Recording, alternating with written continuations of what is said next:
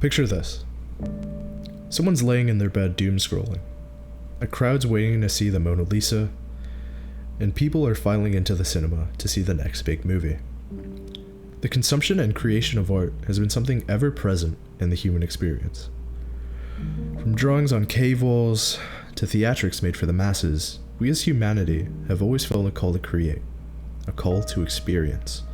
There's a reason why many of the fables and legends we have today have been recounted for many millennia, to teach a lesson, to express feelings, to tell the future generations that you existed. Our lives pervade emotion. Whether it be great happiness or great sadness, most are inclined to express these intense moments and experiences however they can. In this video, I will be talking about the urge to create and the urge to consume these pieces of art. Most people don't spend a lot of time thinking about poetry, right? Until their father dies. They go to a funeral, you lose a child. Somebody breaks your heart, they don't love you anymore. And all of a sudden, you're desperate for making sense out of this life. And has anybody ever felt this bad? People seek out art when they feel these intense emotions, as if their essence needs some comfort, knowing that others have felt the lows that they're experiencing. In Oppenheimer, the titular character is shown staring at the painting Femme Aziz au Bois Croisé, sorry if I butchered that, by Pablo Picasso, during what is portrayed to be one of the lowest parts of his life. The way I had interpreted that scene was that he related to the disjointed features of the woman, highlighting the fact that he was immensely depressed during those times. More often than not, many deep thinkers are portrayed to share a connection with the art that they consume, with many seeking out paintings that share the suffering that they experience. This is also echoed in current times, with the rising of people spitting philosophies, ideas, and poetry. Users of TikTok are creating slideshows spreading poems and philosophy, ones that particularly resonate with them, or ones that strike them emotionally. This seeking out of art isn't exclusive to sadness and depression, and can be a reaction to feeling intense feelings of love and appreciation for things in life. The most relatable songs are ones that are sad or love songs. Well, it's hard to define exactly what love is, and most people have a personal definition. One thing that is static among all of them is the fact that it's a culmination of positive feelings and endearment for a specific person. Romantic love, the most potent of all, seems to pervade every experience in one's life when they're in it. A never-ending torrent of thoughts relating to your special person. Sights that are seen are just colossally different when they're there, and the world seems just a bit kinder. All of these sentiments can be observed in art surrounding the feeling of love. Wanting to find poetry, movies, TV shows, paintings, or songs that can adequately describe your circumstances is something that many people find themselves doing. Some of the most beautiful art, through whatever media, is born from love. The TikTok trend, core, was arguably a result of love. Even though most of the videos are sad in nature, each clip, photo, every individual detail are carefully chosen and are dearly watched. While experiencing art, whether it be video, picture, text, or audio, there can be a strong sense of catharsis for many people. This sense doesn't only apply to consuming art, but can also apply to the creation of it. And that's when art's not a luxury, it's actually sustenance. We need it. Okay. The quote, "Every deep thinker is more afraid of being understood than misunderstood," by Friedrich Nietzsche, brings to mind the concept of the tortured artist. A creative so downtrodden and ravaged by life that they feel the need to express any type of beauty that the world has. Vincent van Gogh was once such an artist, creating some of the most visually beautiful pieces of art, even though he had suffered so much in his life. The concept of creating art that highlights the beauty in the world in order for one to appreciate life just for the purpose of not having other people suffer in the same way you did is probably one of the most beautiful expressions of art in my opinion. In the second episode of the documentary series 10 Years with Hayao Miyazaki, he expresses his motivations for creating his movies for Ghibli Studios, saying, "If I can entertain people, maybe I deserve to exist." This sentiment is something that is so widely spread throughout humanity, even subconsciously, that it could even be used to describe the mind of the creative.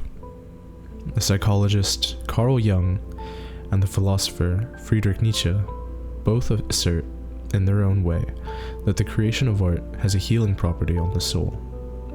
These ideas are very enticing, in the way that, somehow, through creating art and doing things that you're passionate about, you can in some way heal from traumas and pain that you've gone through. I think that there is some truth to these assertions, that creating art that has a deep connection to your pain can help to properly process those emotions and come to terms with them.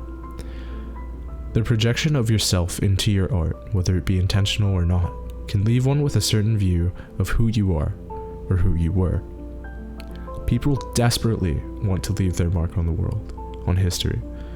Someone creating art in any form can lead to one being remembered, even decades after their passing.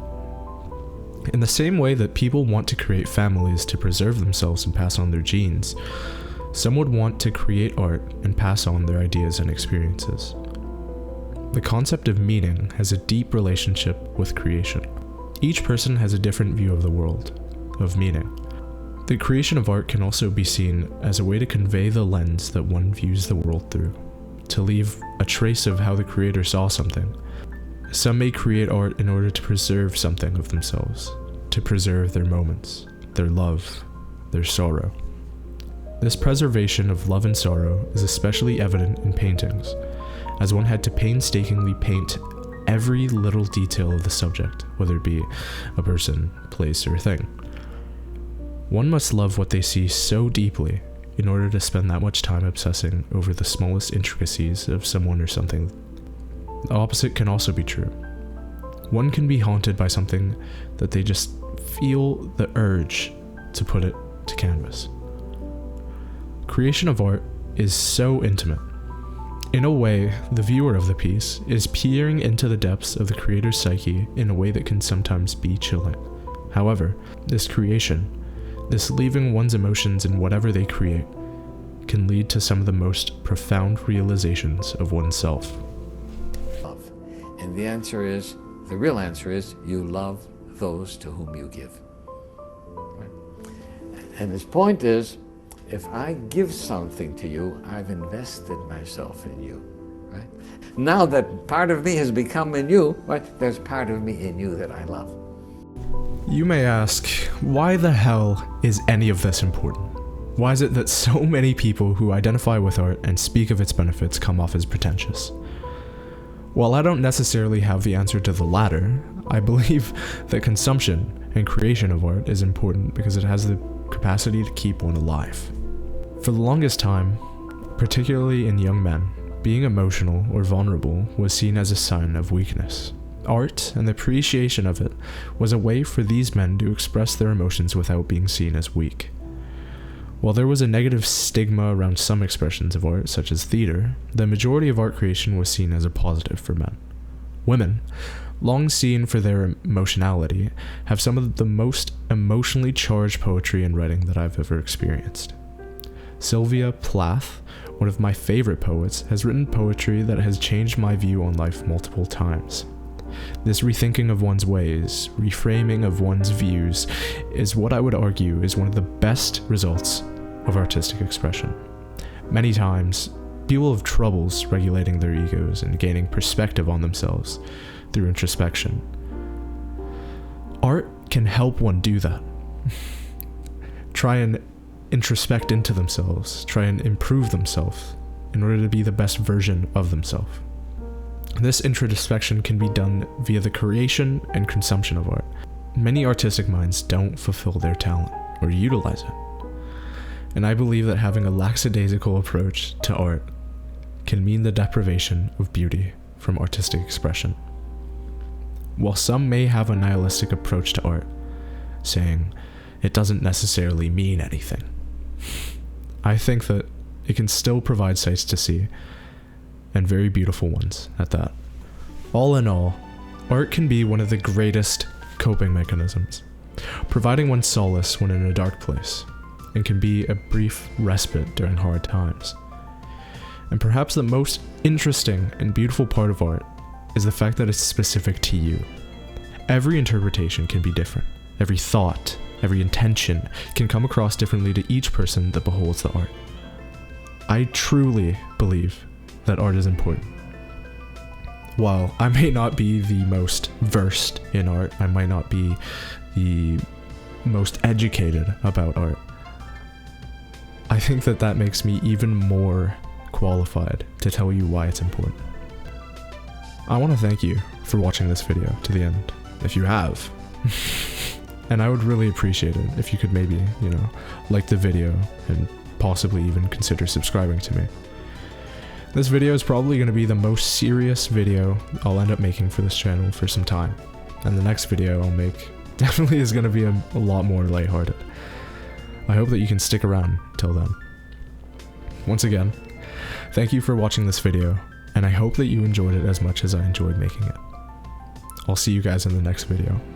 Bye bye.